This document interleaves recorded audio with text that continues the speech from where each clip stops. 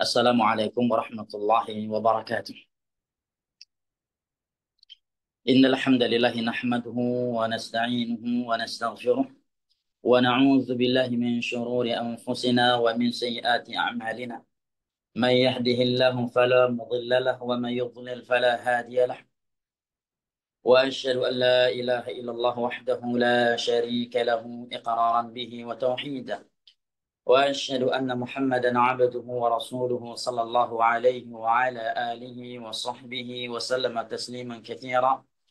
يقول ربنا جل وعلا: إخواني الكرام وأخواتي الكريمات، في كتابه الكريم: يا أيها الذين آمنوا اتقوا الله حق تقاته ولا تموتن إلا وأنتم مسلمون. وقال جل وعز: يا أيها الناس اتقوا ربكم الذي خلقكم من نفس واحدة وخلق منها زوجها وبث منهما رجالا كثيرا ونساء واتقوا الله الذي تساءلون به والأرحام إن الله كان عليكم رقيبا. وقال تعالى: يا أيها الذين آمنوا اتقوا الله وقولوا قولا سديدا يصلح لكم أعمالكم ويغفر لكم ذنوبكم ومن يطع الله ورسوله فقد فاز فوزا عظيما. أما بعد، فإن أصدق الحديث كلام الله، وخير الهدي هدي محمد صلى الله عليه وسلم، وشر الأمور محدثاتها، فإن كل محدثة بدعة، وكل بدعة ضلالة، وكل ضلالة في النار. أعاذني الله وإياكم من النار. أيها الإخوة الكرام والأخوات الكريمات yang ana cintai dan muliakan, rahimani Allah wa iyyakum wa baraka fikum. Taqabbalallahu minna wa minkum salihal a'mal wa kull 'amin wa antum bi khair wa 'adamu 'alaina wa 'alaikum a'waman madinah wa nahnu ilayhi aqrab wa lahu atqa wa ja'alana wa iyyakum min utaqaihi minan nar. Amin ya rabbal alamin. Ikhwanul kiram wa akhwati al-karimat yang ana cintai dan muliakan, rahimani Allah wa iyyakum wa baraka fikum. Puji dan syukur tentunya selalu mengawali majelis ilmu agama kita dan khususnya majelis kajian kita pada malam yang berbahagia ini. Bagaimana kita tidak bersyukur kepadanya sementara ia telah berfirman: wa in ta'uddu ni'matallahi la tuhsuha innal insana ladzalumun kafar. Dan kalaulah kalian menghitung-hitung akan nikmat Allah atas kalian, la tuhsun, niscaya kalian tidak akan mampu menghitung. Innal insana lazalumun kafar. Sesungguhnya manusia itu pelaku kezaliman dan kekufuran. Ayat Al-Quranul Karim yang suci ini menegur dan menegur dan menasihati kita semua yang selama ini kurang bersyukur kepada Allah Jalla wa'ala, bahwasanya tidak ada di antara kita yang kekurangan nikmat. Bahkan semua kita kebanyakan nikmat, dan saking banyaknya nikmat yang telah Allah berikan kepadanya, sehingga dia tidak mampu menghitungnya.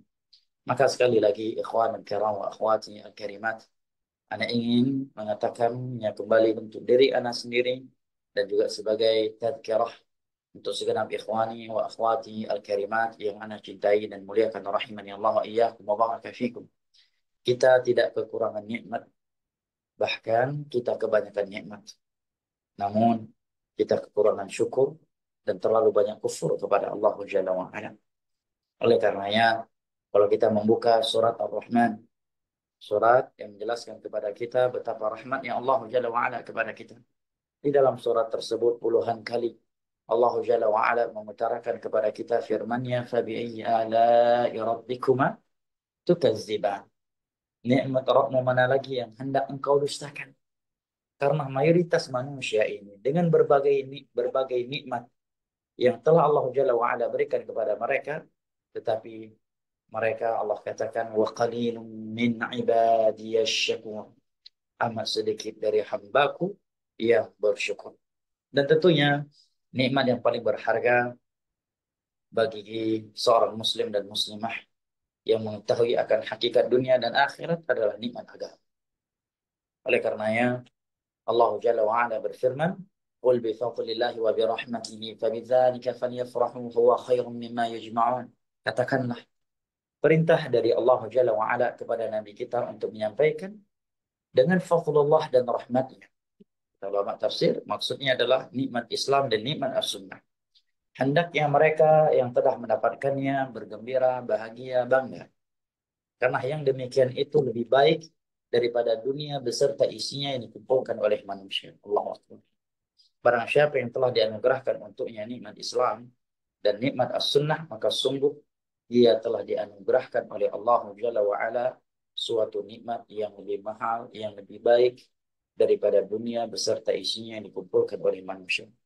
Seandainya di antara kita ada yang mati sebagai orang termiskin di dunia ini, dia mati dalam keadaan lapar, dia mati dalam keadaan tidak berpakaian sehelai benang pun, saking miskin, tetapi dia mati di atas Islam, di atas tauhid, dan dia mati di atas sunnah Nabi Sallallahu Alaihi Wasallam.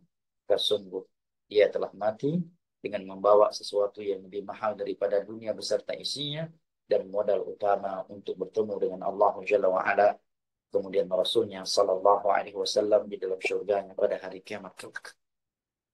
Karena jamaah yang dimuliakan Allah, surga Allah yang begitu indah dan luas, namun tidak ada ruang sedikit pun di dalamnya bagi mereka yang mati dan menghadap kepada Allah Jalla wa'ala dengan tanpa membawa nikmat tauhid dan nikmat as-sunnah.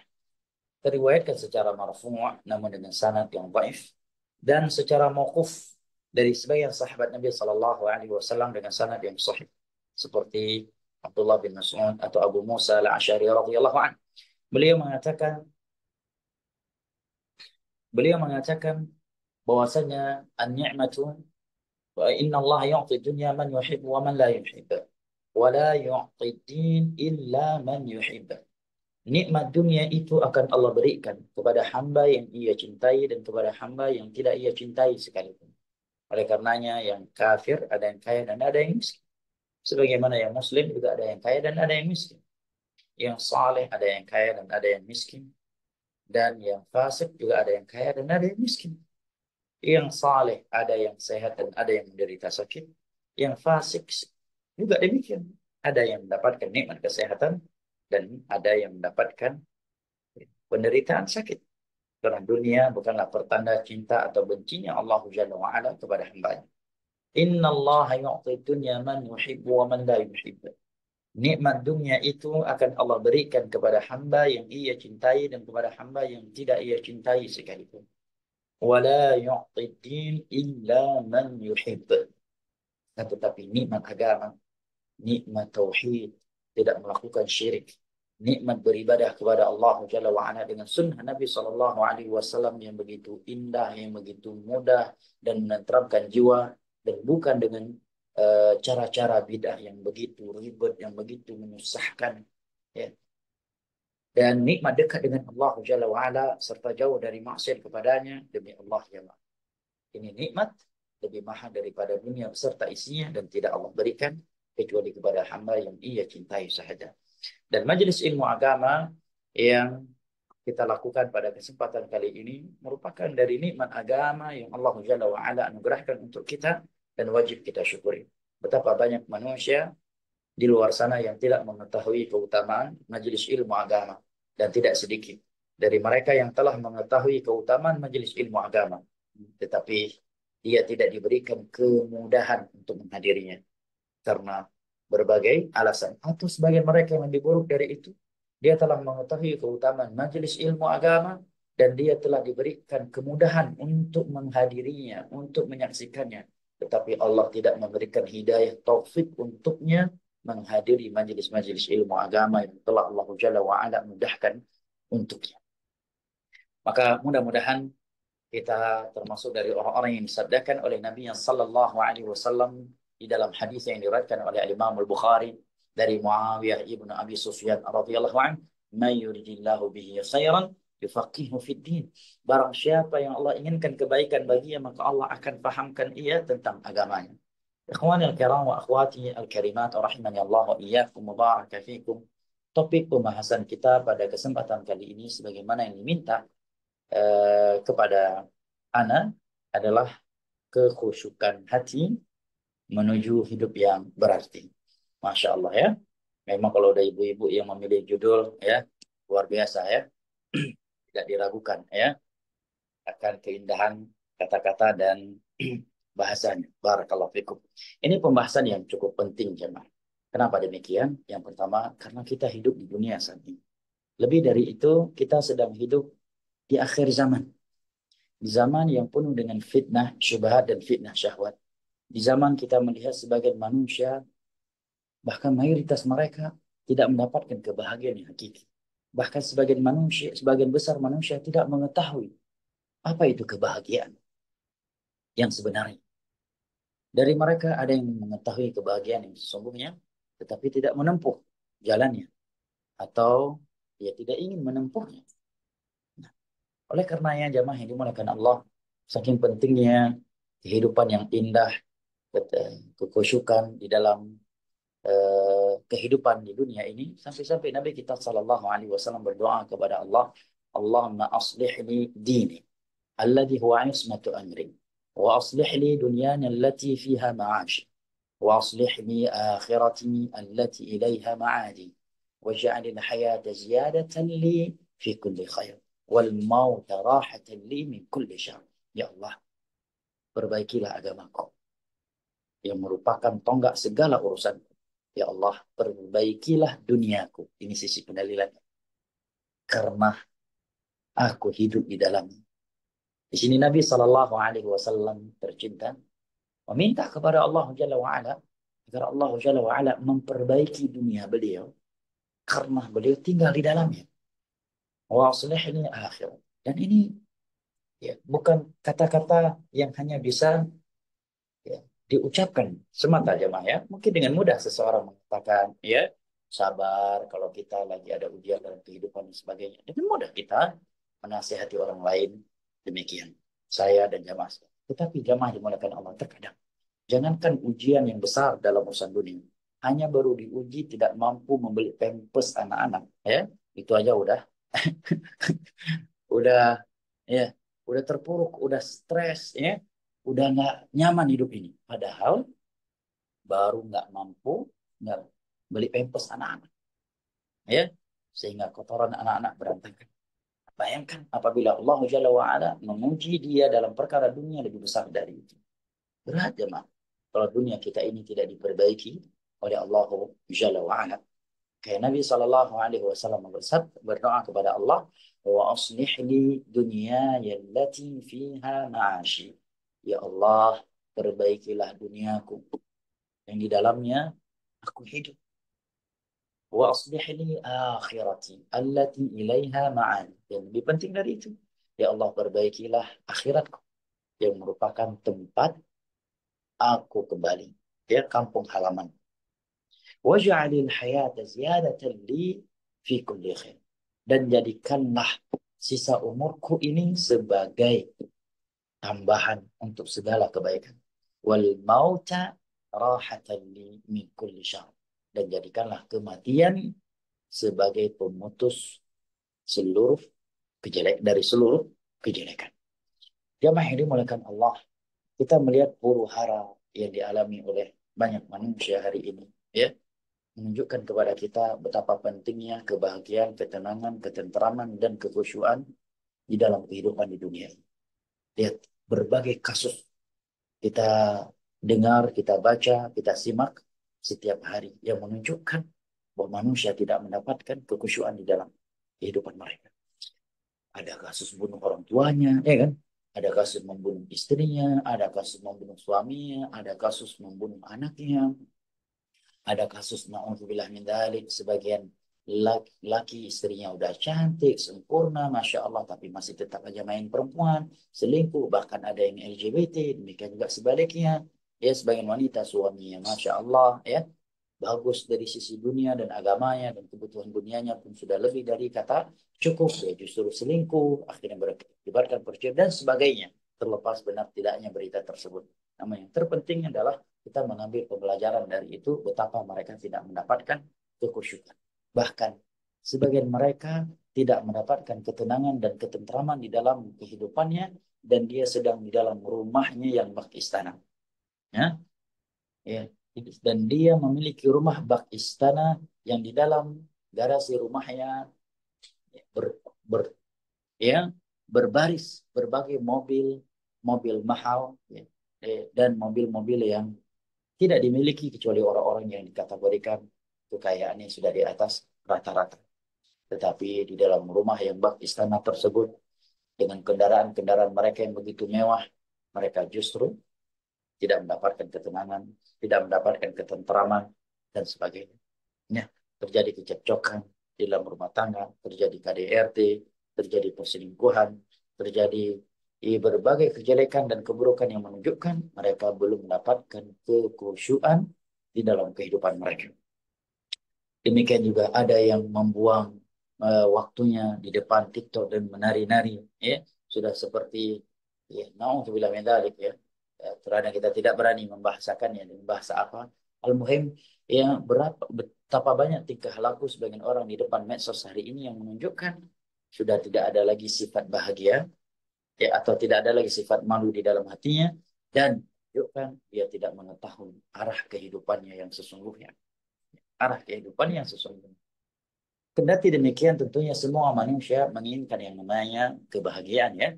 Tetapi seperti yang dikatakan oleh penyair jamaah yang dimuliakan Allah, tarjun najata wa lam tasluk masalikaha fa inna as-safinata lam tajri 'ala al-yabasi. Engkau mengharapkan kebahagiaan, tetapi engkau tidak menempuh jalannya.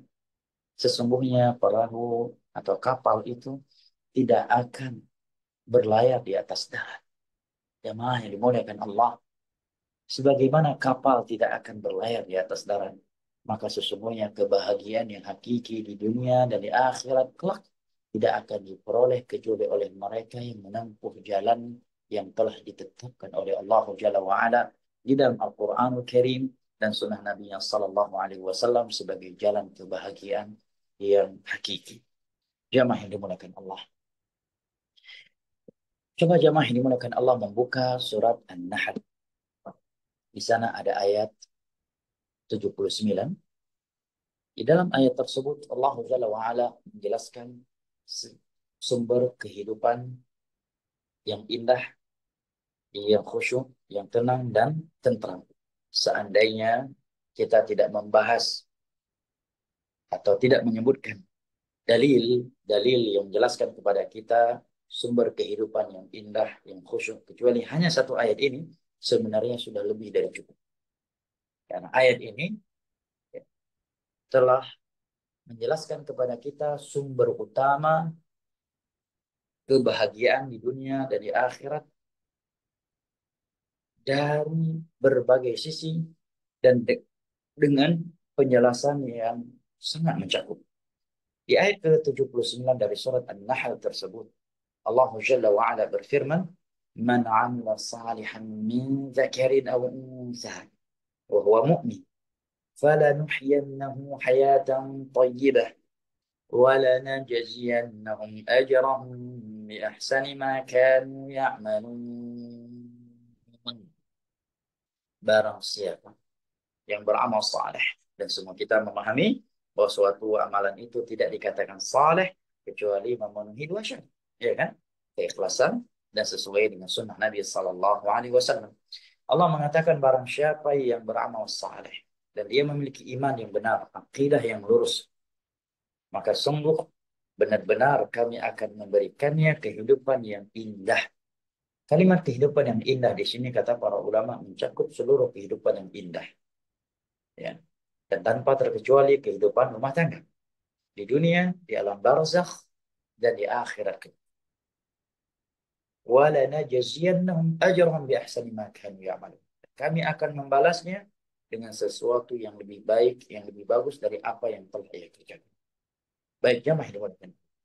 Di dalam ayat ini Allah Jalla wa'ala menjanjikan dua hal yang apabila seseorang tidak memilikinya kecuali hanya dua hal ini, maka sungguh dia telah bahagia. Bagi siapa saja yang melakukan dua hal. Dua hal yang Allah janjikan adalah yang pertama kehidupan yang indah di dunia, di alam barzakh, dan di akhirat. Yang kedua, Allah menjanjikan balasan yang lebih baik dari apa yang telah dilakukan oleh seseorang. Namun syaratnya ada dua. Yang pertama, dia memiliki iman yang benar, akidah yang benar. Yang kedua, dia beramal saleh. Ya, sekilas kita menjelaskan tentang dua hal ini. Iman dan amal saleh yang merupakan sumber kehidupan yang indah di dunia, di alam barzah, dan di akhirat kelak. Iman jamaah yang dimuliakan Allah bukanlah sekedar menghafal rukun iman ada enam. Karena kalau iman itu hanya sekedar menghafal rukun iman ada enam, ya, maka jamaah yang dimuliakan Allah banyak orang kafir, ya, yang tinggal di negeri-negeri kaum muslim juga hafal rukun iman ada enam, sebagaimana mereka menghafal rukun Islam ada lima. Akan tetapi jamaah yang dimuliakan Allah, yang Allah maksud adalah bagaimana nilai-nilai keimanan itu tertancap kuat di dalam hatinya dan terrealisasikan, ya, dalam seluruh aspek kehidupannya di dunia ini. Nah, dan para ulama mengatakan kalimat iman ini mencakup tauhid, akidah yang lurus. Ya. Oleh karenanya, tidak akan bahagia orang yang tidak memiliki akidah dan tauhid yang benar. Kenapa kita berkata demikian? Yang pertama, karena Allah yang mengatakan, hanya mereka yang beriman dan beramal soleh yang akan mendapatkan kehidupan yang indah. Menunjukkan orang yang tidak benar imannya, tidak beriman atau punya iman tapi imannya keliru, akidahnya rusak, ya tidak akan bahagia. Ini secara pemberitaan dari Al-Quran dan As-Sunnah. Nah, secara pemberitaan dari Al-Quran dan As-Sunnah. Dan di dalam sebuah hadis yang diriwayatkan oleh Imam Ibnu Majah dengan sanad yang disahihkan oleh Syekh Al-Albani rahimahullah dari Zaid bin Thabit atau Zaid bin Harithah radhiyallahu anhu. Nabi sallallahu alaihi wasallam bersabda, "Man kanat ad-dunya hamma, farraqallahu syamlah wa ja'ala al-faqra baina 'ainayhi wa la ya'tihi min ad-dunya illa ma kutiba lahu. ومن كانت الآخرة همه جمع الله شمله وجعل الغنى في قلبه وتأتيه الدنيا وهي راغبة." Barang siapa yang menjadikan dunia sebagai skala prioritasnya sehingga dia rela berpindah dari tauhid ke syirik, rela menukar sunnah dengan bid'ah, dan rela berpindah dari kesalehan kepada kefasikan demi secuil dari dunia ini, maka Nabi mengatakan, pastilah Allah akan mencerai beraikan segala urusan. Allah akan gantungkan kemiskinan di hadapan kedua matanya. Dan dunia yang karenanya dia rela menjual tauhid, menjual sunnah, tidak akan datang kepadanya kecuali dengan apa yang telah Allah tuliskan untuknya di dalam Laul Mahfuz. Sebaliknya, barang siapa yang menjadikan akhirat sebagai skala prioritas, dia tidak rela demi secuil dari dunia ini menggantikan tauhid dengan syirik, berpindah dari sunnah kepada bid'ah, dan menukar kesalihan dengan kefasikan. Orang yang seperti ini Nabi katakan, jama'allahum syallah. Allah akan indahkan segala urusan. Wa ja'alal ghina fi qalbi. Dan Allah akan ciptakan kekayaan di dalam hati. Dan dalam hadis lain yang diriwayatkan oleh Imam Bukhari dan Muslim dari Abu Hurairah radhiyallahu anhu, Nabi bersabda, "Laisal ghina an kathratil 'arab, walakinnal ghina ghina nafs."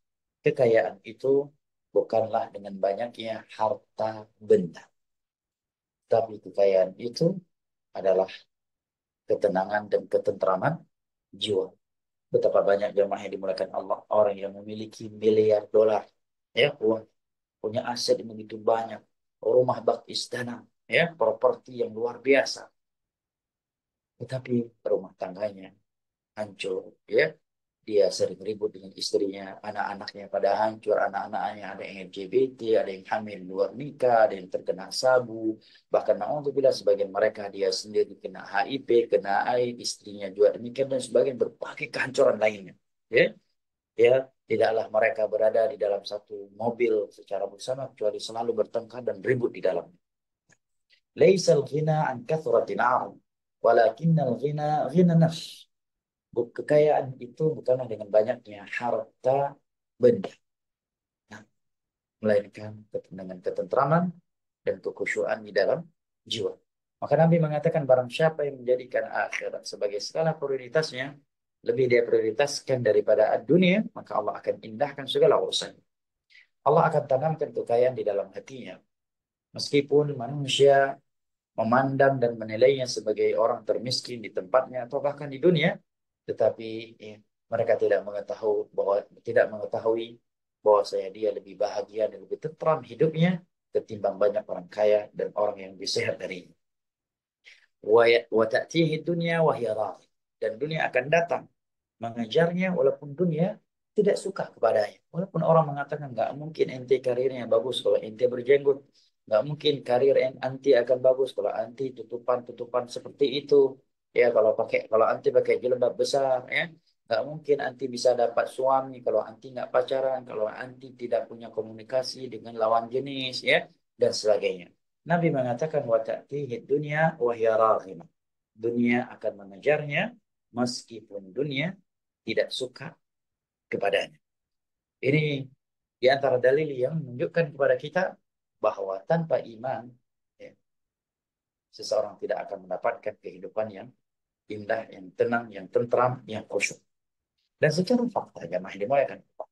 Seperti yang Allah katakan di ayat 79 dari surat An-Nahl tadi. Bahwasanya mereka yang beriman dan beramal saleh akan Allah berikan kehidupan yang indah di dunia, di alam barzah, dan di akhirat kelak. Secara fakta dan secara uh, realita, mereka yang tidak memiliki iman yang benar, akidah yang lurus, tauhid yang benar, juga tidak akan bahagia hidupnya.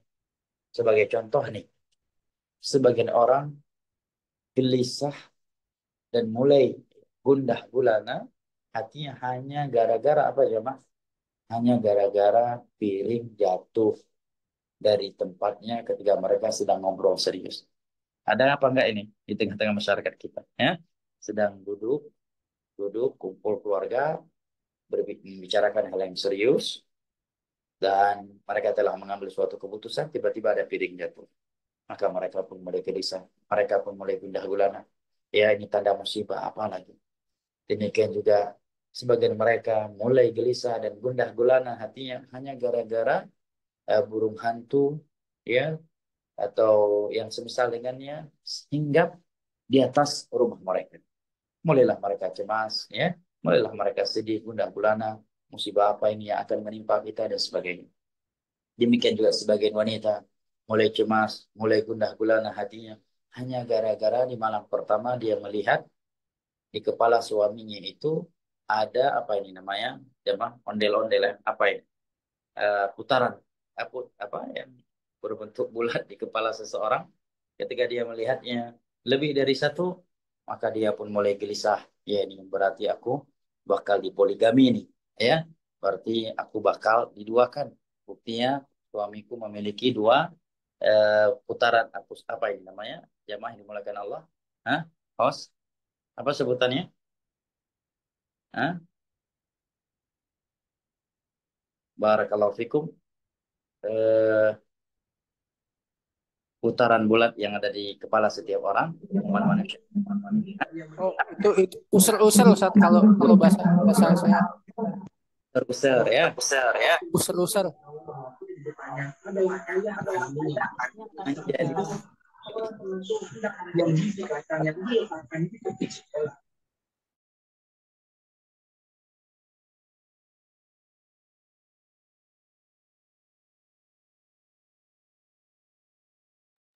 akhirnya Ustaz, termute Ustaz. dia pun gelisah, dia gundah gulana hanya gara-gara ada user-user di kepala suami yang lebih dari satu. Demikian juga sebagian mereka sudah saling cinta di antara mereka dan sudah sepakat untuk menikah. Tiba-tiba pernikahan yang telah mereka susun dibatalkan oleh keluarga besarnya hanya karena tatoyur. Ya, kamu ini anak bungsu, dia juga anak bungsu, atau sebaliknya ya, anak bungsu dengan anak bungsu itu nggak boleh nikah bareng, nggak boleh nikah ya, atau ya yang semisal dengannya. Demikian juga sebagian mereka sudah berencana untuk keluar dari rumah pergi kulineran bersama istri dan anak-anaknya. Anak-anak pun sudah bahagia, bahkan sudah memakai baju untuk keluar kulineran dan kedua orang tuanya. Tiba-tiba ada kupu-kupu masuk ke dalam rumah mereka. Mereka pun membatalkan rencana kulineran bersama anggota keluarganya. Kenapa? Karena bakal ada tamu yang datang. Ya, kalau kupu-kupunya besar berarti tamu besar katanya ya. Kalau kupu-kupunya kecil katanya itu berarti tamunya tamu kecil. Ya. Demikian juga Sebagian wanita kalau dia sedang haid mengalami kerontokan rambutnya dan sebagainya, dia gelisah. Ya, dia gelisah. Ya.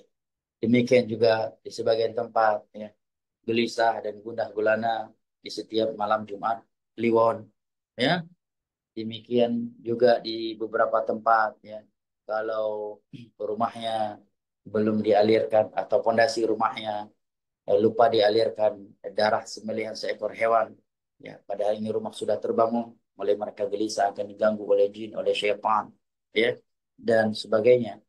Ini menerangkan kepada kita jemaah ini dimulakan Allah, tidak akan bisa bahagia orang tanpa tauhid dan akidah yang lurus. Anak pernah ingat sebuah kasus terjadi di Indonesia beberapa tahun yang lalu. Seorang suami rela menggorok istrinya yang sedang tidur di malam hari di sampingnya. Ketika ditangkap dan diinterogasi oleh pihak berwenang, apa motifnya? Dia mengatakan karena bisikan gaib yang ada di dalam mimpinya. Bayangkan ya. Ya, seandainya dia memiliki tauhid dan memiliki akidah yang lurus, mungkinkah dia menjalankan bisikan gaib yang buruk tersebut untuk menggorok leher istrinya? Gak mungkin, ya kan? Gak mungkin. Demikian juga sebagian orang tua mulai gelisah dan gundah gulana terhadap anak mereka yang masih kecil karena tali karamah yang telah putus dan hilang dari pinggangnya. Betul gak? Hah? Langsung gelisah, langsung gundah gulana. Demikian juga sebagian mereka apabila di suatu malam Jumat tertentu atau malam-malam tertentu lupa memandikan kerisnya, lupa meletakkan kopi pahit di belakang rumahnya dan sebagainya, langsung gelisah, langsung gundah gulana. Nah, demikian juga dia ke tepi pantai, suatu pantai di Indonesia lupa, ya, dia rupanya memakai baju berwarna hijau, langsung gelisah, langsung khawatir, ya, karena mereka meyakini bahwa tidak boleh menggunakan pakaian berwarna hijau kalau ke pantai tersebut dan sebagainya. Allah musta'an. Gak mungkin jemaah. Ya. Seseorang bisa bahagia tanpa tauhid, tanpa akidah yang lurus. Bayangkan apabila seorang wanita mendapatkan suami yang penuh khurafat, suami yang penuh jimat, suami yang penuh dengan kepercayaan yang mistis. Kira-kira bakal bahagia nggak hidupnya? Ya bakal bahagia. Atau sebaliknya, seorang suami punya istri yang suka khurafat, yang suka tatayur. Dikit-dikit khurafat, dikit-dikit tatayur. Nggak bakal bahagia rumah tangga mereka. Makanya Allah Jalla wa'ala mengatakan barang siapa yang beramal saleh dan beriman kepada Allah. Memiliki iman yang benar. Memiliki akidah yang lurus. Dia sebagian orang zaman. Karena tauhid dan akidah yang tidak benar, dengan mudahnya mereka ditipu oleh sebagian orang. Ada yang dizinai oleh guru agamanya dengan alasan untuk memperbaiki rahimnya. Na'udzubillah min dzalik.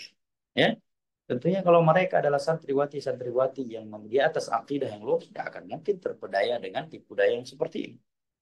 Sebagian mereka, ya, bersusah payah masuk ke dalam goa sampai digigit oleh nyamuk dan sebagainya karena katanya goa tersebut bisa tembus ke Mekah katanya. Makanya jemaah yang dimuliakan Allah, rumah tangga yang penuh khurafat, yang penuh tatayur, yang penuh kesyirikan, nggak mungkin bisa bahagia. Hidup mereka penuh dengan kegelisahan, penuh dengan ketidaktentraman. Makanya di dalam Al-Quran Al-Karim, Allah Jalla wa'ala berfirman, Alladzina amanu walam yalbisu imanahum bidhulmin, ulaika lahumul amn wa hum muhtadun. Mereka yang beriman, berakidah yang lurus, dan tidak mencampur adukkan keimanan mereka dengan kezaliman, yaitu kesyirikan, kata ulama tafsir, maka bagi mereka keamanan, ketentraman di dunia, di alam barzakh, dan di akhirat kelak. Jemaah ini muliakan Allah. Demikian juga Allah mengatakan wa'amila salih. Syarat yang kedua, Allah memberikan dia kehidupan yang indah, dia beramal saleh. Suatu amalan dikatakan saleh apabila dia melakukannya ikhlas dan sesuai dengan sunnah Nabi Sallallahu Alaihi Wasallam. Jamaah ini dimuliakan Allah. Tidak ada yang lebih bahagia di dunia ini daripada orang yang lebih ikhlas kepada Allah Jalla wa'ala. Karena orang yang ikhlas itu, dia tidak akan hilang kebahagiaannya, tidak akan hilang ketentraman dari hatinya hanya karena tidak mendapatkan pujian dari manusia. Hanya karena netizen membuli dia. Hanya karena dia difitnah.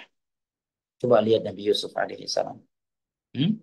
Difitnah oleh kerajaan. bahwa beliau ingin memperkosa sang ratu Mesir.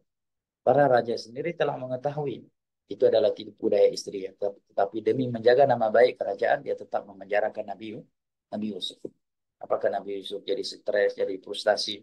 Ya, beliau kemana-mana sibuk klarifikasi, sibuk membersihkan nama. Enggak. Bahkan ketika di dalam penjara sekalipun, Allah sebutkan beliau hanya sekali menyebutkan atau mengklarifikasi bahwa beliau tidak melakukan ini.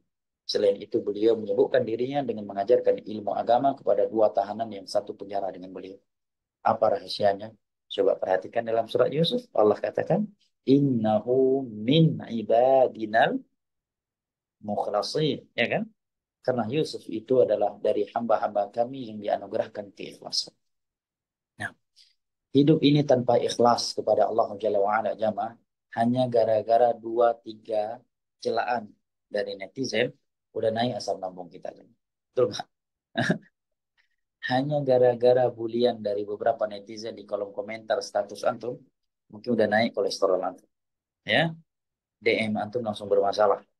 Ya, tapi seorang yang ikhlas kepada Allah Jalla wa'ala, dia tidak mencari di dunia ini kecuali ridhonya Allah, kecuali balasannya Allah, kecuali cintanya Allah. Meskipun dia harus dicela oleh manusia, ya, hidupnya akan selalu khusyuk, hidupnya akan selalu tenang, hidupnya akan selalu tentram. Walaupun banyak orang membuli. Semua kita pernah mendengar hadis Nabi Shallallahu Alaihi Wasallam, insya Allah, yang berbunyi, ya, man iltamasa ridallah bisa khatin nas, radhiyallahu wa ardahun nas. Barang siapa yang mencari ridhonya Allah dengan cacian dari manusia. Artinya, demi mencari ridho Allah, ya, menjalankan perintah-perintah dan meninggalkan larangan-larangannya, akhirnya dia mendapatkan caci makian dari manusia, maka Allah mengatakan Allah akan ridho kepadanya dan Allah akan paksa manusia untuk tetap untuk ridho dan cinta kepadanya. Wa man iltamasa ridwan nas bi sakhatillah sakhitahu Allah wa askhatahu nas. Tetapi barang siapa yang mencari cinta manusia dengan kemurkaan dari Allah Jalla wa ala, demi memperoleh pujian dari manusia, dia rela berpindah dari tauhid ke syirik. Dia rela menukarkan sunnah dengan bid'ah. Maka Allah akan murka kepadanya dan Allah akan buat manusia yang sebelumnya mencintainya murka kepadanya. Nah, jamaah yang dimulakan Allah. Nabi Yusuf alaihissalam, berapa tahun beliau difitnah, memperkosa Ratu Mesir. Beliau juga dibuang oleh abang-abang. Ya, pada seayah senasab sedarah dengan beliau, difitnah lagi. Ya, beliau dihasati oleh abang-abang kandungnya sendiri. Demikian juga Maryam alaihi salam diuji oleh Allah dengan sebuah ujian yang apabila menimpa seorang wanita hari ini mungkin dia akan bunuh diri. Ya, Allah uji beliau dengan kehamilan tanpa suami. Siapa yang akan percaya bahwa wanita yang hamil tanpa suami dia tidak berzina? Nggak akan ada yang percaya.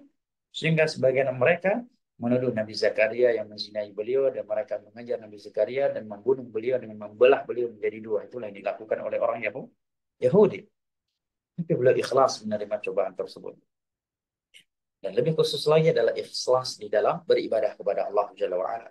Ikhlas ya ketika dia salat, puasa, haji, umrah, walaupun ya tidak ada yang tahu dia umrah ya, sementara orang lain dipuja-puji karena foto-foto yang dia upload ketika umrah, sementara dia tidak ada yang mengetahui dia umrah ya, dia nggak peduli karena keikhlasannya. Demikian juga dia telah bersedekah banyak untuk pembangunan masjid ini masjid itu, untuk dai ini dan dai itu, tetapi tidak ada yang memujinya karena tidak ada yang mengetahui bahwa dia telah melakukannya ya, maka tidak ada yang lebih ikhlas daripada dia. Beda halnya dengan orang yang tidak ikhlas. Manusia yang paling mudah baper, yang paling mudah tersinggung, paling mudah ya eh, tersindir, tersinggung adalah orang yang tidak ikhlas. Hanya gara-gara orang lupa mengucapkan syukran jazila atau jazakallah khairan kepada yang telah membantu, dia langsung omel-omel, langsung marah-marah, bahkan tidak mau lagi bersedekah. Tidak ada keikhlasan. Demikian juga Nabi Allah Jalla wa'ala mengatakan beramal saleh. Syarat yang kedua adalah, syarat dari amal saleh adalah sesuai dengan sunnah Nabi Sallallahu Alaihi Wasallam. Dan secara fakta juga kita melihat zaman, tidak mungkin seseorang bisa bahagia hidupnya kalau ibadahnya itu penuh dengan bid'ah. Coba lihat zaman, sebagian dari bid'ah, betapa ribet ya kan, betapa menyusahkan.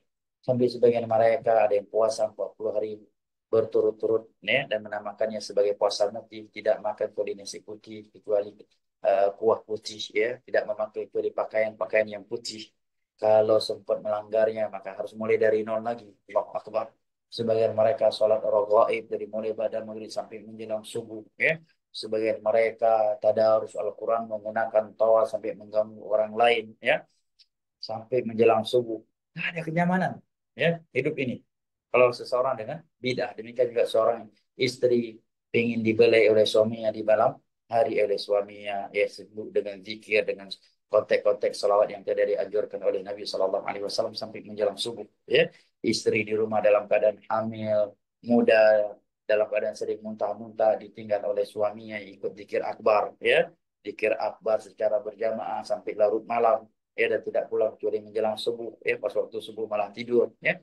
Orang yang hidup dengan bidah zaman nggak bakal bahagia, nggak bakal senang, bakal tentram.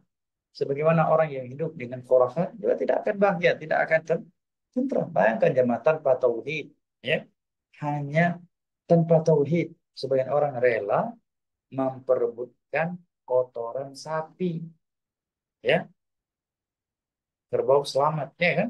Mereka perebutkan, sebagian mereka menjadikannya sabun mandi dengan harapan bisa menyembuhkan penyakit kulit mereka. Demikian juga khurafat.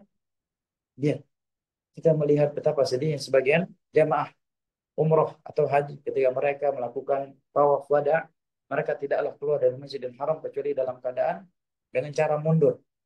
Karena dan kita melihat, ya Allah, ini kalau sempat kesandung tong sampah, nabrak orang lain, ini nenek-nenek kalau sempat jatuh bisa pecah kepala dan sebagainya. Ya, begitu selesai tawaf, ya, mereka keluar Masjidil Haram dalam keadaan sambil mundur. Dan berbagai bid'ah lain. Bid'ah itu tidak akan mendatangkan kenyamanan, justru menghilangkannya dan mendatangkan, ya, eh, keterpurukan di dalam hidup ini. Kemudian jemaah yang dimuliakan Allah, kalau kita ingin hidup bahagia, tenang, tentram, dan khusyuk hidup kita di dunia ini, perhatikan hadis Nabi Shallallahu Alaihi Wasallam yang berikut ini, khususnya kita yang telah berada di akhir zaman ini, ya. Diriwayatkan oleh Imam Muslim dari Abu Hurairah radhiyallahu anhu, Nabi bersabda, "Badiru bil a'mali fitana." Segeralah kalian beramal di zaman yang sudah penuh fitnah. Karena fitnah itu bagaikan potongan-potongan malam yang sangat gelap. Ada orang yang masih mukmin tetapi di sore harinya dia sudah kafir. Ada juga yang di sore harinya masih mukmin tetapi di pagi harinya dia sudah kafir karena dia yabi'u dinahu bi'aradhin minad dunya. Dia menjual agamanya ini dengan secuil dari dunia yang fana. Di dalam hadis ini Nabi Shallallahu Alaihi Wasallam memerintahkan kita untuk segera dan fokus beramal di zaman fitnah. Insya Allah jamaah, seandainya kita nggak punya banyak teman, ya, bahkan mungkin nggak punya teman, tapi kita dekat dengan Allah, ya, dengan salat wajib, salat sunnah, zikir, khusus zikir mutlak, puasa sunnah, baca Al-Quran, salat duha, menuntut ilmu, insya Allah hidup kita akan khusyuk, hidup kita akan bahagia, ya, hidup kita akan bahagia. Karena tidak ada yang lebih menenteramkan jiwa seseorang itu selain daripada ibadah kepada Allah Jalla wa'ala, dan khususnya ibadah salat. Coba perhatikan jemaah yang dimuliakan Allah, hadis riwayat Al-Imam Al-Bukhari dari Ummu Salamah radhiyallahu anha berikut ini. Beliau mengatakan, "Istaiqadha Rasulullah sallallahu alaihi wasallam lailatan fazi'an." Suatu malam Nabi sallallahu alaihi wasallam terbangun dalam keadaan terkejut. Beliau pun mengatakan, "Subhanallah, ma unzila al-lailah minal khazain wa ma unzila minal fitan." Maha suci Allah, betapa banyak dunia yang Allah turunkan di malam hari ini, dan betapa banyak fitnah yang diturunkan pada malam hari ini. Setelah itu Nabi mengatakan, "Man yuqiru sahibal hujurat." Siapakah yang akan membangunkan, ya, orang-orang yang masih di dalam kamar-kamar, yang maksudnya istri-istri beliau, anggota keluarga beliau, likai agar mereka salat malam. Rubba kasiyatin fid dunya ariyatun fil akhirah. Terkadang seseorang yang berpakaian di dunia ini dia akan telanjang, tidak berpakaian di akhirat. Artinya mendapatkan kebahagiaan di dunia tetapi tidak mendapatkan kebahagiaan dia di akhirat. Hadis ini menerangkan kepada kita banyak hal, kan? Yang pertama, hadis ini menerangkan kepada kita pentingnya menyibukkan diri dengan ibadah dan khususnya salat malam di masa fitnah. Jamaah yang dimuliakan Allah, ya, seandainya seseorang hidup di tengah-tengah lingkungan yang penuh dengan huru hara dan sebagainya. Tetapi dia menjaga salat malam, insya Allah akan khusyuk hidupnya. Ya. Sungguh tiada salat yang lebih indah setelah salat wajib daripada salat malam. Oleh karena Nabi mengatakan afdhus salati ba'dal lail ba'dal fariidhah salatul lail. Salat malam, salat yang paling afdal setelah salat yang wajib adalah salat malam. Orang yang menjaga salat malam insya Allah akan lebih khusyuk hidupnya, akan lebih tenang, akan lebih tentram. Oleh karenanya sebagian ulama salaf mengatakan salatul lail ummul khair. Salat malam itu adalah sumber segala kebaikan. Dan salat secara umum jamaah yang dimuliakan Allah adalah ibadah yang paling menenteramkan jiwa kita di dunia ini. Oleh karenanya Allah Jalla wa Ala berfirman, "Ala bi dzikrillah tatma'innul qulub." Ketahuilah, tiada yang lebih menenteramkan jiwa seseorang daripada zikir kepada Allah. Dan salat adalah zikir yang paling besar. Allah berfirman, "Inna salata tanha 'anil fahsya'i wal munkar wa la dzikrullahi akbar." Sesungguhnya salat itu akan mencegah seseorang dari perbuatan fahsya dan perbuatan yang mungkar, dan dia merupakan zikir kepada Allah yang paling besar. Al-Imam Ibnu Katsir ketika menjelaskan firman Allah, "Wasta'inu bis sabri was salah." Jadikanlah salat dan sabar sebagai sumber pertolongan dari Allah. Beliau menukilkan sebuah hadis yang diriwayatkan oleh Imam Ahmad dari Hudzaifah radhiyallahu anhu. Beliau mengatakan karena Rasulullah sallallahu alaihi wasallam idza nabahu amrun fazi'a ila shalah. Adalah Rasulullah sallallahu alaihi wasallam. Dahulu apabila mengalami urusan serius, beliau langsung menyelesaikannya dengan salat. Dan beliaulah yang mengatakan wa ju'ilat qurratu 'aini fi shalah. Allah menjadikan ketenangan jiwaku di dalam salat. Bahkan bahasa beliau terkadang ketika memerintahkan Bilal untuk mengumandangkan adzan atau iqamah, bahasa beliau adalah, "Ya Bilal, arihna bis salat."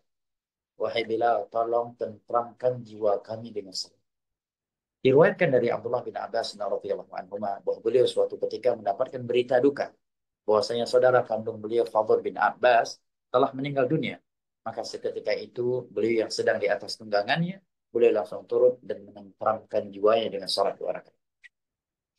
Insya Allah Jalla wa Ala, jika seseorang menjaga salat 5 waktu yang wajib, kalau dia laki-laki, dia tidak meninggalkan salat berjamaah kecuali beberapa syar'i, dia menjaga salat sunnah rawatib, ya, dia juga memperbanyak salat sunnah mutlak, ya, dia juga menjaga memelihara salat duha dan menjaga salat malam, insya Allah akan khusyuk, akan tenang, akan tentram hidupnya. Jamaah yang dimuliakan Allah. Ya. Bayangkan Nabi Shallallahu Alaihi Wasallam ketika perang Badar, ya, di malam hari yang yang mengalami hujan, ya, besoknya akan perang. Apa yang Nabi lakukan di malam hari tersebut? Ali bin Abi Thalib mengatakan Nabi sholat tahajud. Keluar masuk diriku ke dalam kemah beliau, aku melihat beliau sholat tahajud untuk menenangkan dan menenteramkan jiwa. Menenangkan dan menenteramkan jiwa. Demikian juga apabila kita berada di zaman yang seperti ini, ya. Sekarang banyak manusia tersibukkan dengan perkara TikTok, dengan perkara-perkara yang tidak ada manfaatnya sama sekali. Bahkan sebagian mereka sampai-sampai menjadi info terkini. Ya, dia bisa tahu artis ini dengan artis ini lagi ribut, lagi cerai. Ya, versi mahkamah mengatakan tapi yang sebenarnya bukan begitu, yang sebenarnya itu begini, begini. Dia udah ngaji, udah pakai cadar, udah jilbab besar, udah berjenggot, bisa-bisanya dia menjadi info terkini terkait hal seperti itu. Ya, Allah musta'an. Ya, begitu banyaknya waktu yang kosong. Padahal sebagian ulama salaf mengatakan an-nafs in lam tashghalha bil haqq syaghalatka bil batil. Diri kamu itu jika tidak kamu sibukkan dengan perkara yang baik, maka dia akan tersibukkan dengan perkara yang buruk. Dia jemaah yang dimuliakan Allah kehidupan sebagian kaum muslimin. Ya, seakan kalau tidak keluar rumah hidupnya nggak bahagia, ya kan? Seakan kalau nggak keluar rumah hidupnya nggak masalah. Seorang boleh aja trekking, mau goesa, mau senam dan sebagainya. Tapi sebagian mereka seakan kalau dia tidak jalan-jalan ke mall, tidak trekking, tidak piknik, ya, tidak kumpul nongkrong sama kawan-kawannya, kayaknya kebahagiaan tidak didapatkan dari selain itu. Di waktu yang sama, sebagian hamba-hamba Allah Jalla wa'ala sedang menikmati kelezatan dekatnya dia dengan Allah pada salat malam, pada tilawatul Quran, pada kajian ilmu agama, dan ketaatan-ketaatan yang lainnya. Yang terakhir jamaah yang dimuliakan Allah, karena kajian kita hampir 1 jam kurang lebih. Yang terakhir jamaah yang dimuliakan Allah, hal yang sangat penting untuk kita perhatikan agar hidup kita menjadi tenang, tentram, bahagia di dunia ini sebelum di akhirat adalah membina rumah tangga dengan yang baik. Membina rumah tangga dengan cara yang baik. Ciptakan sakinah, mawaddah, dan rahmah di dalam rumah tangga kita. Ciptakan cinta dan kasih sayang di dalam rumah tangga kita, antara kita, istri, dan anak-anak kita. Karena insya Allah Jalla wa'ala, seseorang itu apabila rumah tangganya bagus, baik, rumah tangganya itu penuh dengan sakinah, mawaddah, dan rahmah, dia harmonis dan romantis dengan istri dan anak-anaknya, insya Allah akan tenang hidupnya jangan. Walaupun sebagian orang di dunia di luar rumah dia udah pada stres ya, pada ribut ya karena masalah BBM dan sebagainya, masalah kondisi polisi dan sebagainya. Ya. Oleh karenanya Allah mengatakan ketika menganjurkan pernikahan, apa kata Allah Jalla wa ala? Wa min ayatihi an khalaqa lakum min anfusikum azwajan. Di antara tanda-tanda kebesaran Allah adalah Allah ciptakan pasangan untuk kalian. Wa ja'ala lakum mawaddatan wa rahmah. Dan Allah ciptakan cinta dan kasih sayang di antara kalian. Apa manfaatnya jemaah? Litaskunu ilaiha. Agar kalian merasakan ketenangan, ketentraman. Ya. Orang yang rumah tangganya bagus, jemaah, tenang hidupnya, tentram hidupnya. Ya, mau ustaz pun bukan ustaz. Tapi kalau rumah tangganya nggak bagus, jemaah, terlihat dari air wajahnya sendiri nggak bahagia hidupnya. Walaupun dia ustaz sekalipun. Ya, dia ustaz, dia penuntut ilmu agama. Rumah tangganya nggak bagus. Akhirnya tiap malam nongkrong sama ikhwan sampai larut malam. Ya, istrinya kalau pergi sering pergi sendiri, dia juga demikian. Bahkan umroh sekalipun yang berangkatnya bareng di sana mereka nggak bisa harmoni, nggak romantis sehingga tidak merasakan sakinah di dalam rumah tangga mereka. Lebih khususnya lagi ketika mereka di dalam rumah.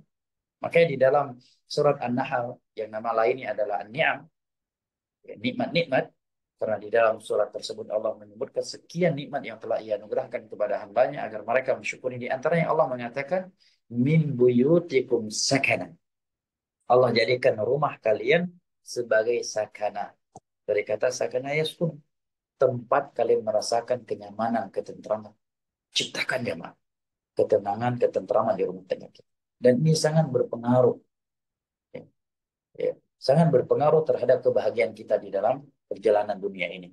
Dan orang yang paling berpengaruh dalam hal ini, walaupun semuanya harus ya saling bahu membahu dan saling berusaha untuk menciptakannya, tetapi ba'dallah ini ada di tangan seorang suaminya. Tangan seorang suami, bagaimana dia bisa menciptakan sakinah, mawaddah, dan rahmah di dalam rumah. Karena seorang istri jamaah dimuliakan Allah, kalau dia mendapatkan sakinah, suami yang harmonis, yang romantis, yang humoris, dia akan bahagia hidupnya. Walaupun ketika di luar rumah dia nggak punya teman sama sekali. Betul nggak ibu-ibu? Ya, begitu juga seorang suami akan terlihat, akan terpancar cahaya kebahagiaan dari wajahnya. Walaupun ketika di luar rumah dia nggak punya teman nongkrong, nggak ada orang yang ngajak dia ngopi, nggak ada teman goes. Ya. Tapi apabila hubungan dia dengan istri dan anak-anaknya harmonis, romantis, ya, dan humoris, insya Allah akan terlihat pancaran kebahagiaan dari wajah mereka. Tapi kalau tidak, maka sebaliknya. Ya, karena heran terkadang ada orang yang dinisbatkan kepada ilmu setiap malam nongkrong sampai larut malam, meninggalkan istrinya, meninggalkan anak-anaknya. Ya, subhanallah ya. Mbak mau torin berhari-hari meninggalkan istri dan anak-anaknya. Ya, la haula wala quwwata illa billah. Bahkan tidak ada sebagian orang udah ngaji bahkan sebagiannya dai, nggak punya sifat nggak bertahan di rumah.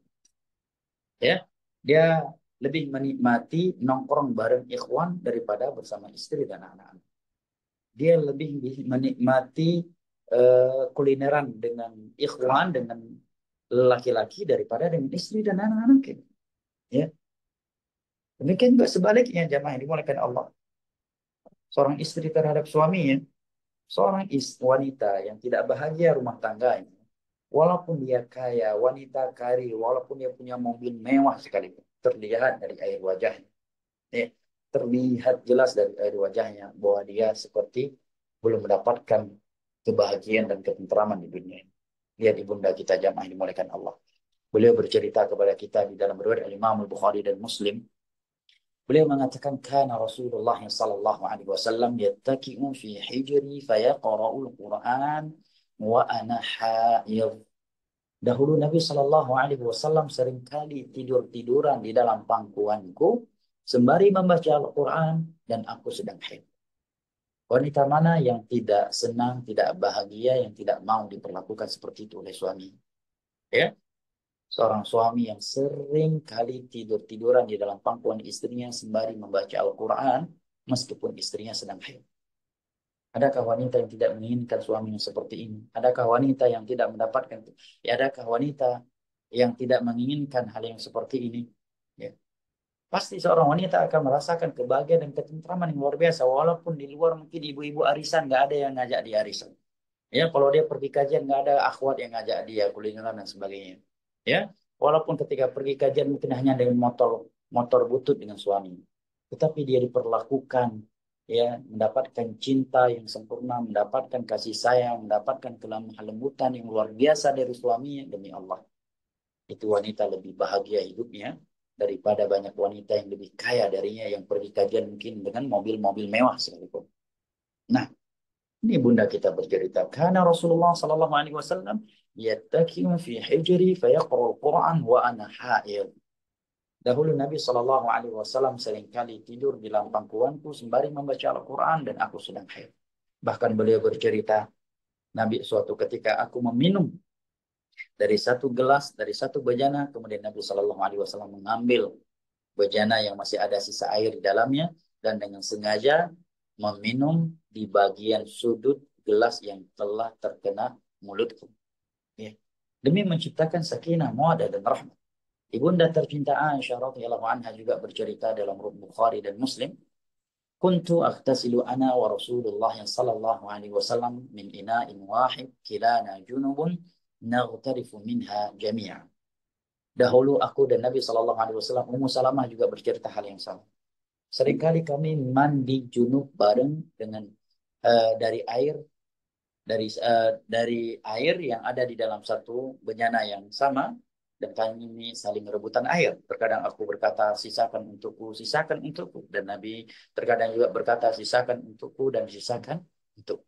Ibunda Aisyah radhiyallahu anha juga pernah bercerita bahwa Nabi pernah berkata kepada beliau, wahai istriku, seandainya engkau lebih duluan mati sebelumku, maka aku yang akan memandikanmu dan aku yang akan mengkafankanmu dan aku yang akan mensolatkanmu atau menguburkanmu. Nah, demikian juga seorang suami, ya, yang merasakan kenyamanan dengan istrinya karena istrinya pandai, ya, di dalam berhias, pandai membuat suami bertahan di rumah, ya. Insya Allah dia nggak akan sedih hanya gara-gara nggak bisa ikut touring sama kawan-kawan, ya. Walaupun ketika pergi dan pulang kajian dia nggak banyak kawannya, insya Allah akan tetap bahagia hidupnya tatkala dia mendapatkan sakinah, mawaddah dan rahmah di dalam rumahnya bersama istri dan anak-anaknya yang tercinta. Dan ini sangat penting jemaah. Karena Anda lihat jemaah dimulakan Allah masih sangat banyak problem rumah tangga dari sebagian orang-orang yang sudah mengaku hijrah ke sunnah. Sebagian orang-orang yang mengaku tauhid.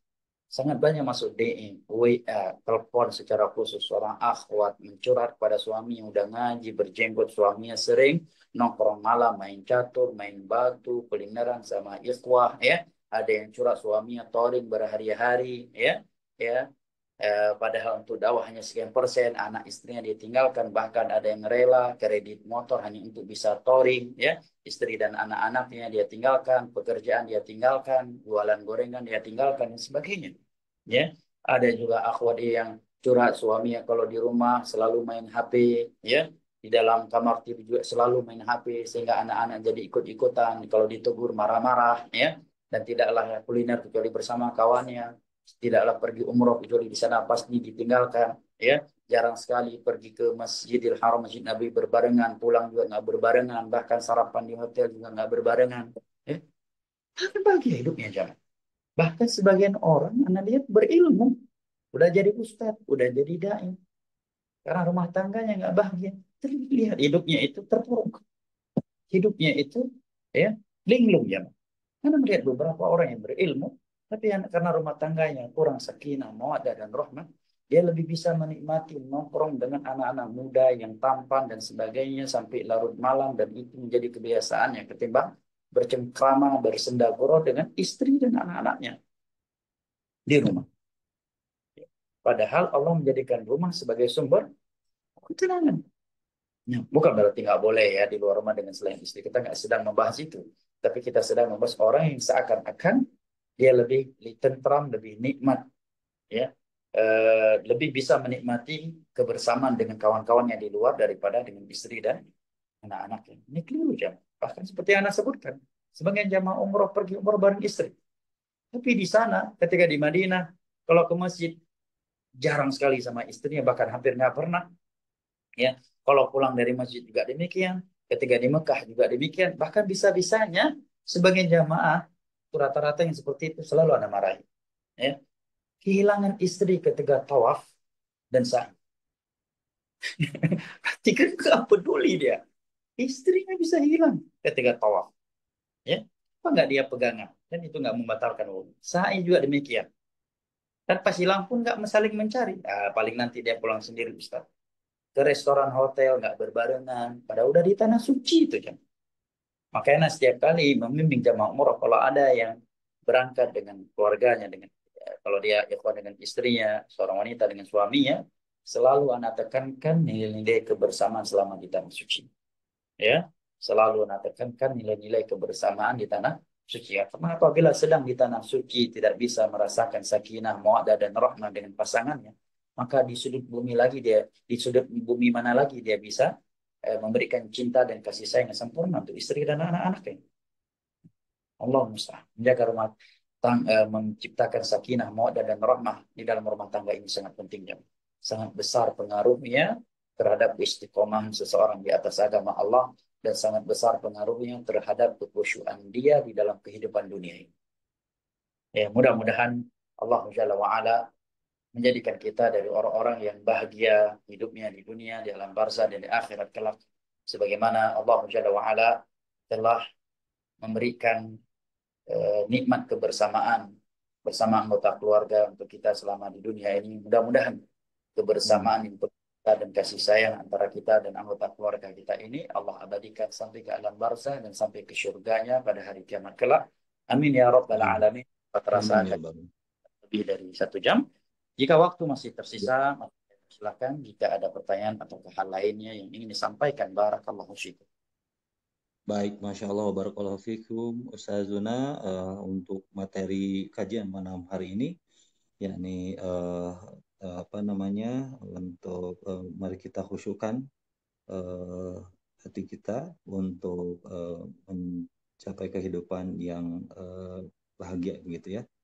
Untuk selanjutnya kita memasuki sesi kedua, sesi tanya jawab, yakni ada pertanyaan masuk melalui chat box di Zoom meeting ini sejak di awal kajian, pertengahan kajian. Bismillahirrahmanirrahim. Assalamualaikum warahmatullahi wabarakatuh. Ustaz, Waalaikumsalam. bagaimana cara kita mengetahui ketulusan dari orang lain? Demikian Ustaz pertanyaannya, Barakallahu Fik. Bagaimana cara kita mengetahui? Ketulusan dari orang lain. Nah, Ketulusan hati mungkin ya maksudnya. Masya Allah. Dalam banget nih pertanyaannya. Dan siapa yang dimaksud dengan orang lain di dalam pertanyaan? Yang pertama, barakallahu fiik, seorang yang ikhlas kepada Allah Jalla wa'ala, dia tidak perlu dan tidak peduli akan ketulusan cinta orang lain kepadanya. Yang terpenting baginya adalah bagaimana dia meraih ridha Allah dan selamat dari kemurkaannya serta tidak menzalimi manusia. Ini yang terpenting. Maka ada ucapan cukup indah dari Hasan al-Basri. Mungkin anak sendiri cuma bisa membacakannya ya. Dan masih jauh dari pengamalannya. Ucapan yang mudah untuk anak ucapkan. Tetapi demi Allah sangat berat untuk anak amalkan. Beliau mengatakan kalau kamu ingin bahagia di dunia ini. Maka hendaknya engkau memiliki 2 prinsip terkait manusia ya. Yang pertama, ingatlah selalu akan kejelekanmu kepada mereka dan kebaikan mereka kepadamu. Yang kedua, lupakan selalu olehmu akan kebaikanmu kepada mereka dan akan kejelekan mereka terhadap dirimu. Kalau 2 prinsip ini kamu miliki dalam menyikapi manusia, insya Allah ya nggak akan sampai jatuh ya stroke atau naik asam lambung hanya gara-gara ya mengetahui manusia nggak tulus mencintai kita dan sebagainya. Karena cinta manusia ini jamaah yang dimuliakan Allah. Jangankan sesama manusia. Dengan Allah saja naik turun cinta mereka kan. Ya, manusia ini kepada Allah saja datang pergi. Kepada Allah saja iman mereka naik turun. Apalagi sesama manusia. Ada ucapan yang indah dari seorang tabi'in yang bernama Ikrimah rahimahullah. Beliau muridnya Abdullah bin Abbas radhiyallahu anhuma. Beliau mengatakan ridwan nas ghayatun la tudrak. Cinta manusia itu adalah puncak yang tidak bisa diraih. Terkadang kita dipuji oleh sebagian manusia karena suatu perbuatan yang kita lakukan, tetapi di waktu yang sama kita justru dibenci karena perbuatan yang sama. Ya, mudahnya jamaah dimulakan Allah, jangankan orang lain, anak-anak kita sendiri. Seandainya kita memiliki sekian anak, maka sebagian mereka memuji kita atas suatu keputusan yang kita ambil terkait mereka, dan di waktu yang sama sebagian anak kita yang lainnya justru marah dan murka kepada kita atas keputusan tersebut. Ridwan nas ghayatun la tudrak. Cintanya manusia adalah puncak yang tidak bisa diraih. Nah, kalau ditanya bagaimana kita bisa mengetahui ketulusan manusia terhadap kita, ini sesuatu yang sangat sulit karena manusia ini pintar berkamuflase, ya kan? Bisa aja dia di depan antum memuji antum luar biasa, di belakangnya malah dia yang memfitnah antum, ya, dan sebagainya, ya.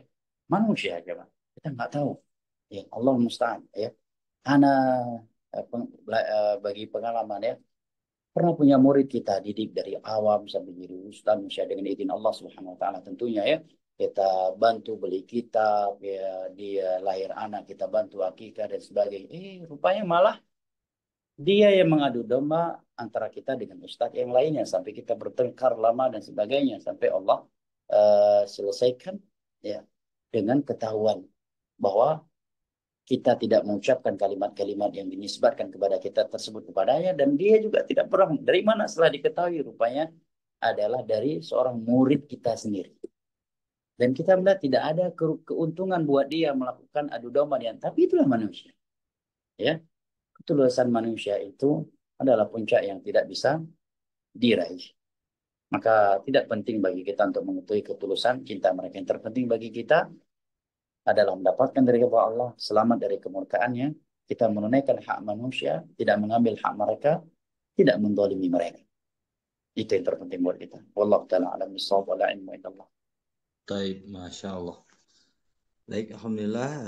Untuk selanjutnya ini ada pertanyaan masih dari jemaah akhwat. Assalamualaikum warahmatullahi wabarakatuh, Ustaz. Pertanyaannya, apa hukumnya wanita safar tanpa mahram? Yang pertama untuk haji pertama kalinya, yang kedua itu safar tanpa mahram untuk berangkat umroh sunnah, kemudian yang ketiga untuk berwisata ke negara Islam. Demikian Ustaz pertanyaannya. Barakallahu fiik.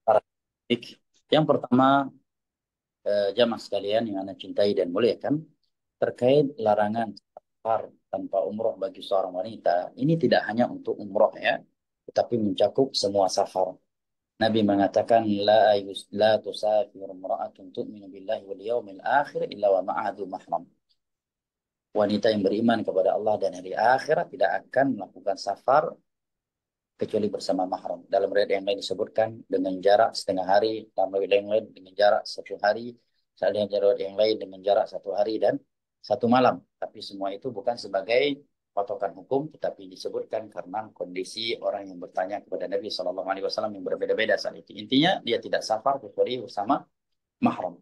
Terkait kategori safar yang dikembalikan kepada uruf. Apabila perjalanan tersebut sudah dikategorikan safar, maka sudah mengambil hukum safar. Di dalam kait fikih Syadi beliau mengatakan walau urfu ma'mulun bihi idza warad hukmun min asy-syar'i syarif lam yuhad. Uruf itu menjadi standar hukum apabila datang suatu hukum di dalam syariat ini yang belum dibatasi.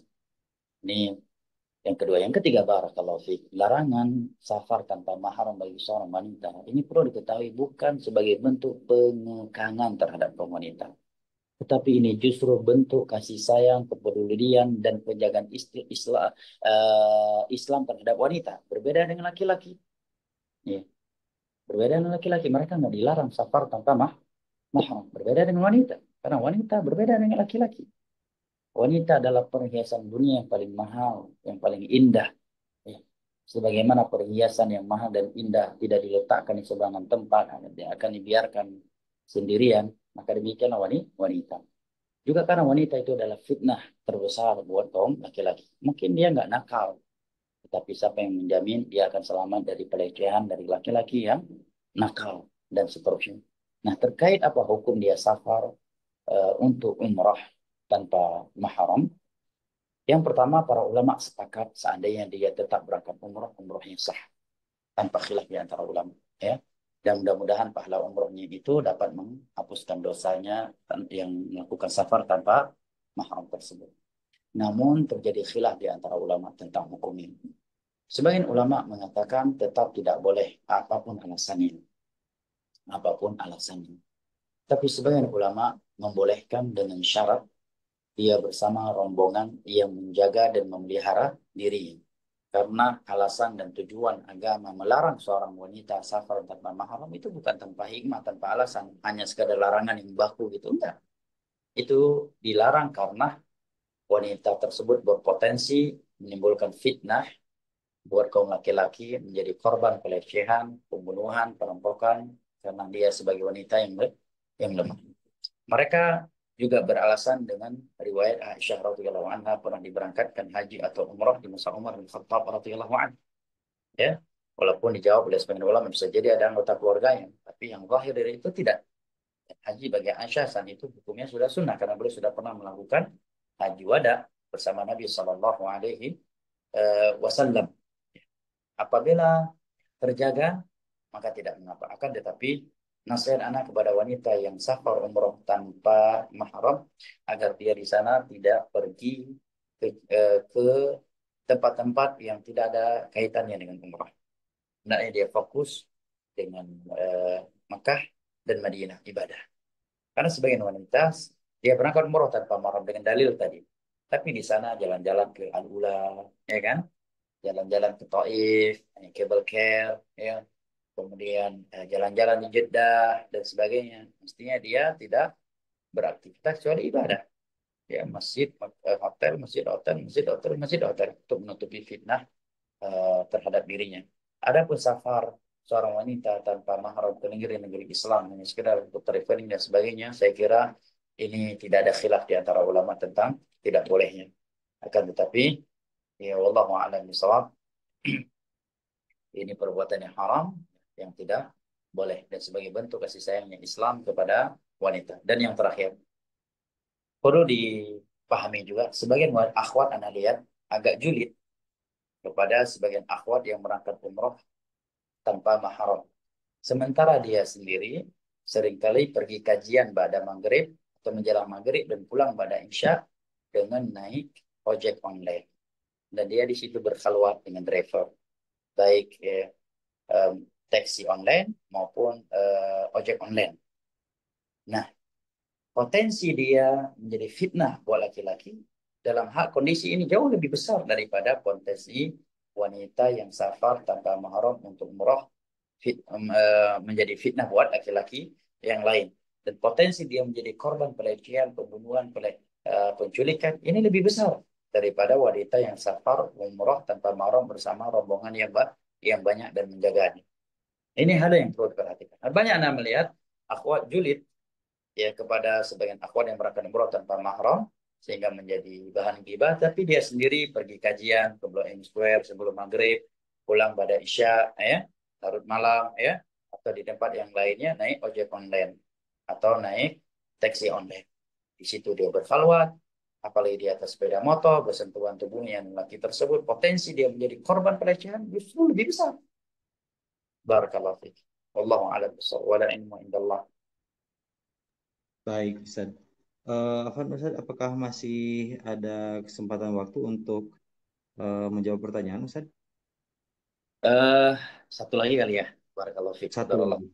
Baik, Kurang. tadi pertanyaan dibacakan semuanya dari Ahwat. Sekarang kami berikan kesempatan untuk Abi Yahya yang sudah raise hand ya. Silakan Abi Yahya.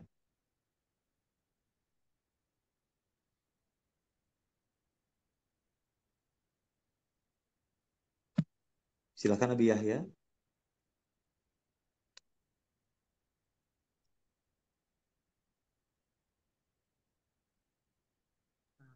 Silakan Abi Yahya yang sudah rasain. Sudah. Assalamualaikum warahmatullahi wabarakatuh. Waalaikumsalam warahmatullahi Ustaz, saya ingin bertanya mengenai khusyuk itu sendiri itu apa itu Ustaz? Itu wabarakatuh. indikatornya kalau seorang itu sudah khusyuk itu seperti apa?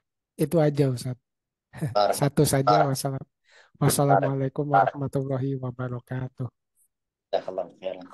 Eh, Sepertinya khusyuk yang diinginkan oleh teman-teman panitia dalam kajian ini karena komunikasi yang sebelumnya adalah ketenangan dan ketentraman jiwa ya, dan memang khusyuk secara etimologi artinya adalah ketenangan, wa khasyiatil ard ya, wa khasyiatil aswatu lirrahman, itu semua suara terdiam tenang ya, taat kepada Allah Jalla wa ala. Khusyuk secara etimologi adalah ketenangan dan ketentraman, dan definisinya bisa berubah tatkala berada di dalam pembahasan salat. Maka ini maksud dengan khusyuk di dalam salat. Ini ada dua. Yang pertama, khusyuk yang itu merupakan rukun dari rukun salat, yaitu at-tuma'ninah, di mana dia tidak berpindah dari satu rukun kepada rukun yang lainnya kecuali dia telah menunaikan kewajiban di dalam rukun itu. Dia tidak bangkit dari si rukun kecuali telah menunaikan kewajiban di dalam rukun. Subhana rabbil azim. Dan di mana seluruh persendian telah kembali ke tempatnya masing-masing. Makna khusyuk yang kedua di dalam bab salat adalah dia tidak mengingat kecuali perkara yang berkaitan dengan salat. Dia tidak ingat lagi perkara dunia dan sebagainya. Dan manusia dalam hal ini bertingkat-tingkat. Ya. Dan hampir semua mereka tidak ada yang mungkin berada di puncaknya dan mendapatkan 100% darinya. Ya. Tapi khusyuk yang kita maksud dalam pembahasan ini adalah ketentraman, ketenangan di dalam kehidupan ini. Karena sebelumnya panitia sebelum mengangkat judul ini menyebutkan tentang kehidupan manusia yang begitu terpuruk hari ini, pembunuhan, ya, perceraian, pertengkaran, keributan, ya, dan seakan-akan manusia kehilangan arah, ada yang mencari kebahagiaan dengan obat-obat terlarang, perzinahan, dugem, karaoke, dan sebagainya. Maka ini maksud dengan khusyuk. Mungkin karena Anda melihat sepertinya ada ibu-ibu dari Taiwan ya, beliau mengangkat tangan untuk. Betul Ustaz, sudah resen Ustaz ini Ukti Dina. Boleh Mohon kita izin. akhir pertanyaan dari beliau. Silahkan untuk pertanyaan terakhir dari Ukti Dina Fitriana di Taiwan. Alhamdulillah, jazakallahu khairan, Kos telah memberikan anak kesempatan.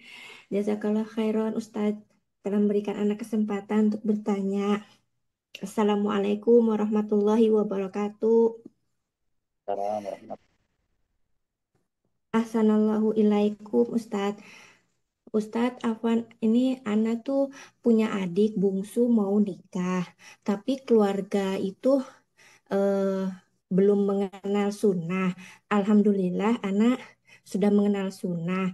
Terus anak ini mau membantu untuk acara pernikahannya. Mohon nasihatnya, Ustadz. Minta nasihat dari Ustadz. Bantuannya itu secara apa, bagaimana? Karena setahu anak itu acara pernikahannya itu banyak bid'ahnya, Ustadz. Kayak ada musik, terusan kholwat antara pengantin dan apa namanya undangannya tuh satu jadi satu gitu, Ustadz. Ana takut ya, jadi Ana bantunya tuh harus bagaimana, Ustadz? Barakallahu fiik. Yang pertama, ini hal yang sering sekali membuat kita dilema ya.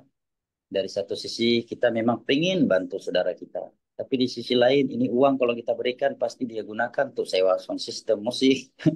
Allah musta'an, sebagian tempat ya, sebagian teman-teman curah kalau Anda berikan uang Ustaz, ini uang malah digunakan untuk membayar biduan katanya.